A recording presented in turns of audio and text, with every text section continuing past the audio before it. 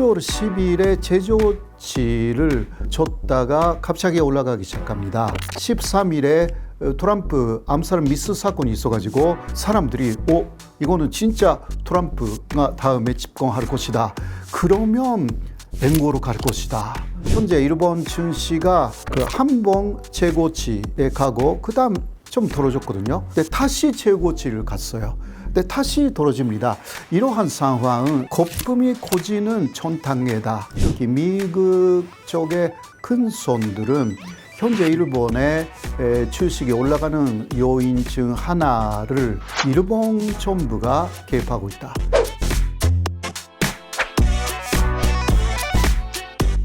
일타 강사와 함께하는 경제일타 해법. 오늘은 한국을 사랑하는 일본 전문가를 모셨습니다. 호사카 유지 교수님이십니다. 어서 오세요. 네, 안녕하십니까. 예, 여러분 안녕하십니까. 저는 지금 그 세종대에서 가르치고 있는 호사카 유지라고 합니다. 현재 국적이 한국 사람이고요. 이름만 일본 이름을 갖고 있습니다. 현재야 노르자 대단히 유명한 채널에 초청해 주셔서 대단히 고맙고요. 예, 그래서 여러분들하고 굉장히 그 도움이 되는 이야기를 할 수 있으면 좋겠습니다. 일본 얘기 요즘에 참 많은데요. 한번 네네네. 일본 자세하게 한번 교수님과 얘기를 나눠보고자 합니다. 네. 일본 정부가 보니까 올해 경제 성장률을 하향 재조정했더라고요. 1.3에서 0.9%로. 예. 최근 일본 경제가 조금 전반적으로 어떤 상황인지 먼저 짚어주세요.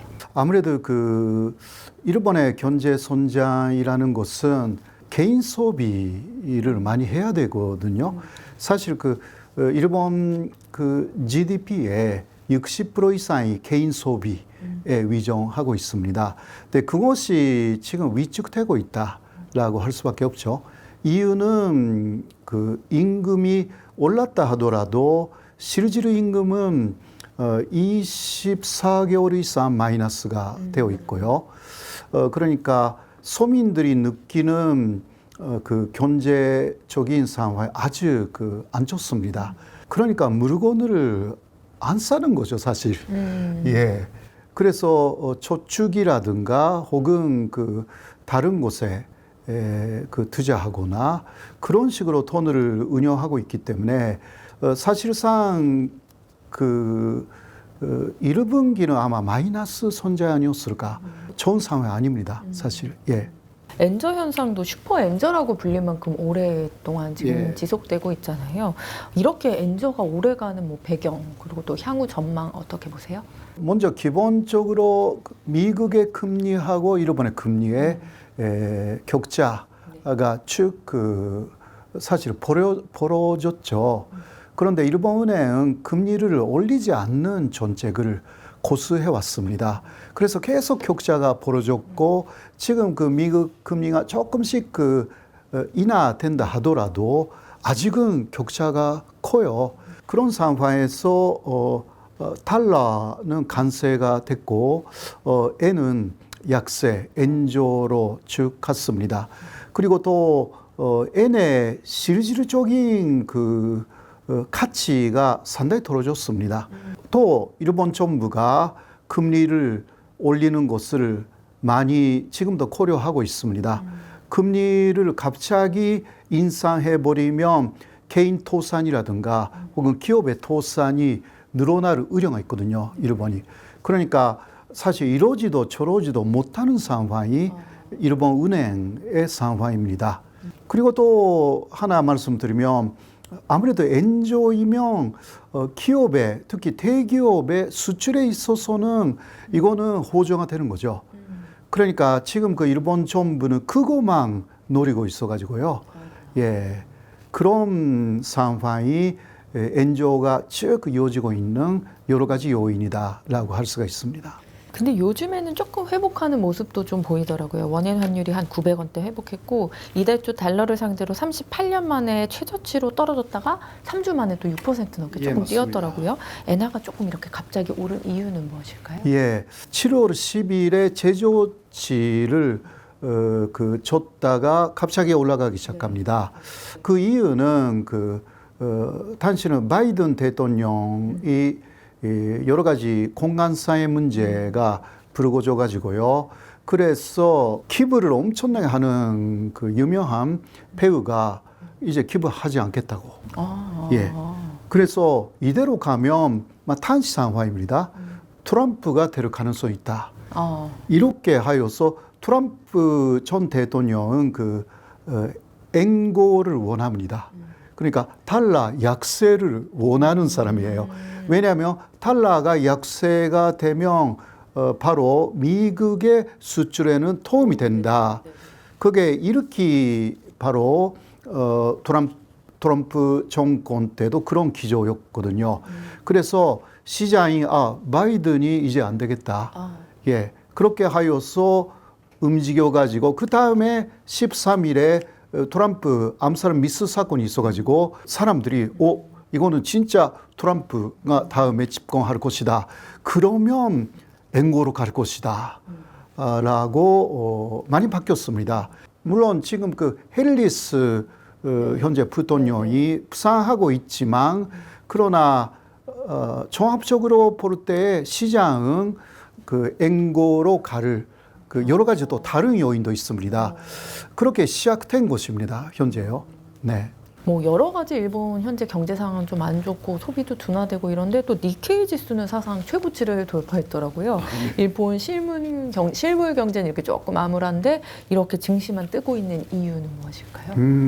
아무래도 이것은 엔조 때문에 해외에서 자금이 많이 유입됐습니다. 특히 중국 경제가 안 좋지 않습니까? 그래서 중국 쪽에 가 있었던 자금이 일본 쪽으로 방향을 돌렸습니다. 그렇기 때문에 현재 일본의 증시가 호조를 보이고 있고요.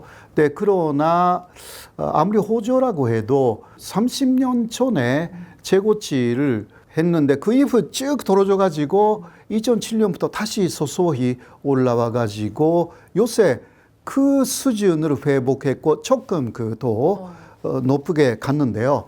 네, 요새 또 여러 가지 이유 때문에 다시 3만 8천 포인트 정도로 내려갔거든요. 그러니까 왔다 갔다 하고 있어가지고 사실 전문가들은 이런 식으로 현재 일본 증시가 한 번 최고치에 가고 그다음 좀 떨어졌거든요. 근데 다시 최고치를 갔어요. 근데 다시 떨어집니다.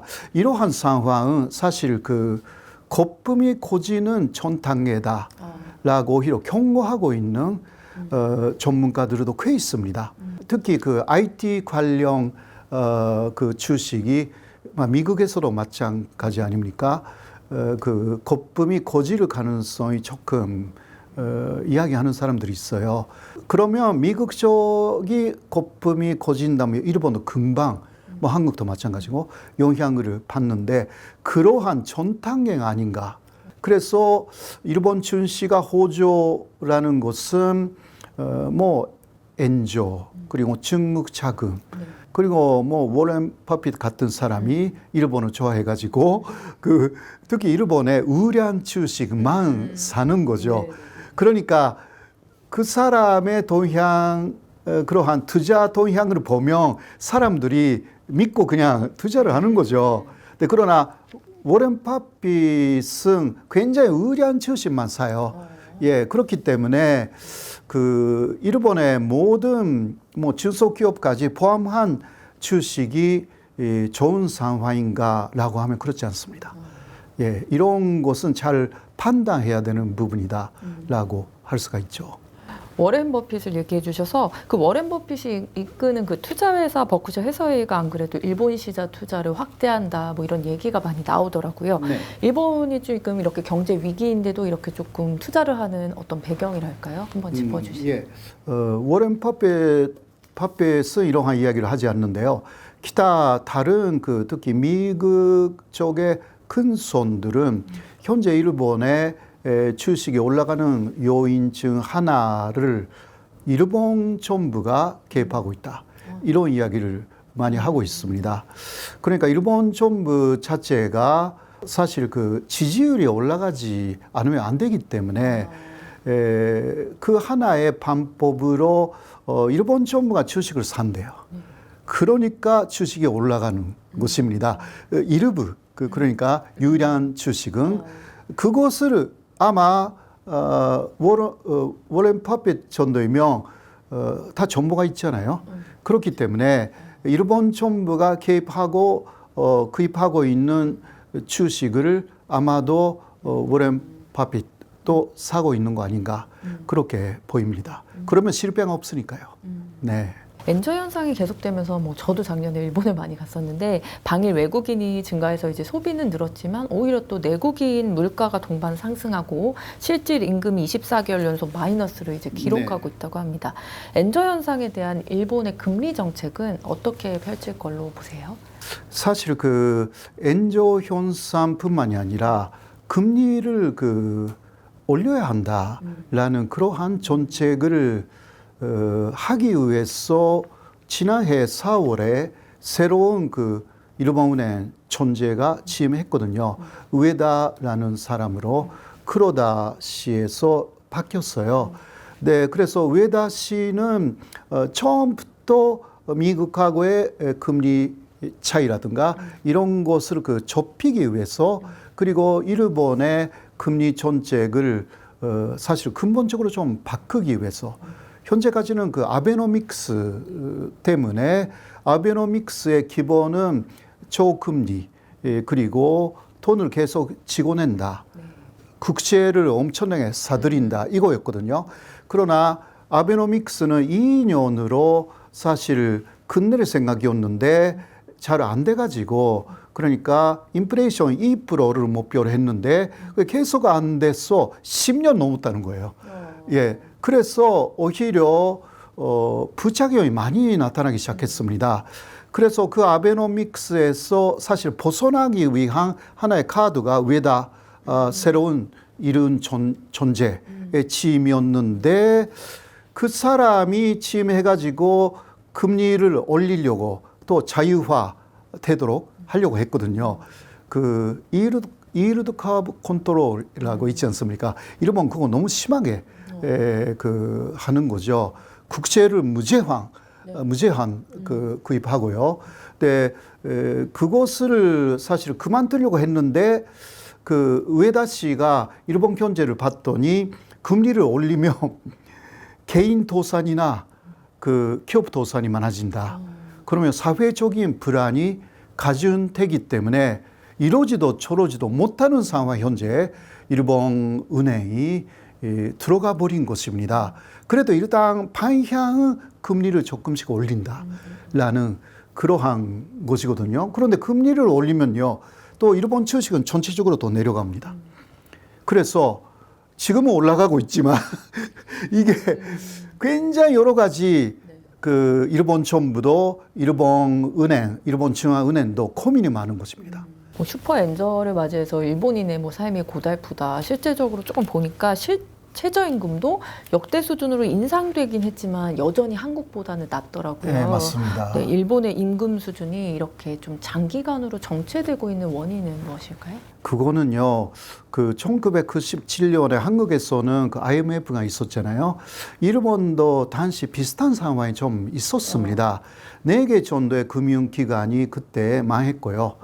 그러나 일본은 IMF에 들어가지 않았던 것은 여러 가지 이유가 있습니다만은 일단 IMF를 경험하지 않았기 때문에 어떻게 됐냐. 한국하고 어마어마하게 큰 차이가 생겼어요. 한국은 그러니까 전리해고를 하지 않으면 안 되는 상황이었잖아요. 네, 그렇죠. 그러니까 굉장히 과감하게 체질을 바꿨습니다. 한국은요. 그러나 일본은 체질을 바꾸지 못했습니다. 그리고 그때 노사가 합의를 한 것은 전리해고를 하지 않는 대신 초임금도 그냥 수용하겠다. 그러니까 임금이 낮아도 노동자의 입장에서는 참겠다. 그러한 합의가 있었기 때문에 사실상 그 이후 30년 동안 평균 임금이 한때는 떨어졌고요. 예, 요새 조금 회복했다. 그런데 물가는 기본적으로 올라갔잖아요. 그래도 임금은 올라가지 않았습니다. 그래서 일본인들의 생활이 어려운 거죠. 그리고 N의 가치도 1995년에 최고치였어요. 여러 가지 인덱스가 있지만 그때 155 정도였다고 합니다. 이게 그 실질 실효 환율 개념인데요. 그러나 지금은 70% 이하입니다. 그러니까 1995년 기준으로 현재 N의 가치는 40% 수준밖에 없습니다. 그때 뭐 20만 엔 받았다 한 달에 그러면 지금 50만 엔 받으면 되잖아요. 거의 같은 수준이 되잖아요. 그런데 월급은 올라가지 않았어요. 그러니까 일본 사람들이 힘든 것입니다. 그래서 절약을 하지 뭔가 계속 개인 소비를 한다라는 그쪽으로 이어지지 않는다. 그래서 일본 TV를 보면요. 어디에 가면 굉장히 싸게 살 수 있는 슈퍼가 있는지라든가 그런 팁, 절약 팁이네요. 예. 네. 그런 콘텐츠만 매일 방송하고 있어요. 그러니까 원코인 런치라든가 원코인이라는 것은 500엔. 네. 그러니까 이거는 500엔으로 먹는 500으로 런치. 먹을 수 있는 런치가 어디에 좋은 데가 있냐라든가 가성비 좋은 식당이 어디냐 그런 거만 하고 있어요. TV에서.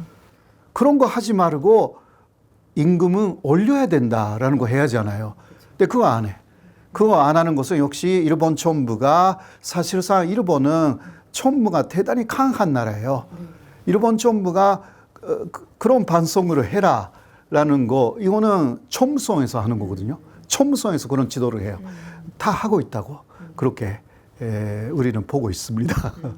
교수님께서 최근 다른 언론사에 기고한 글이었던 것 같은데요. 네이버 라인 사태가 일본 내 정치적 급변성에서 비롯됐고 기시다 총재의 뭐 궁여지책이었다. 뭐 이런 얘기 해주셨잖아요. 구체적으로 좀 어떤 의미인지 설명 부탁드립니다. 일본은 사실 그 IT화에 실패한 나라라고 생각하시면 됩니다.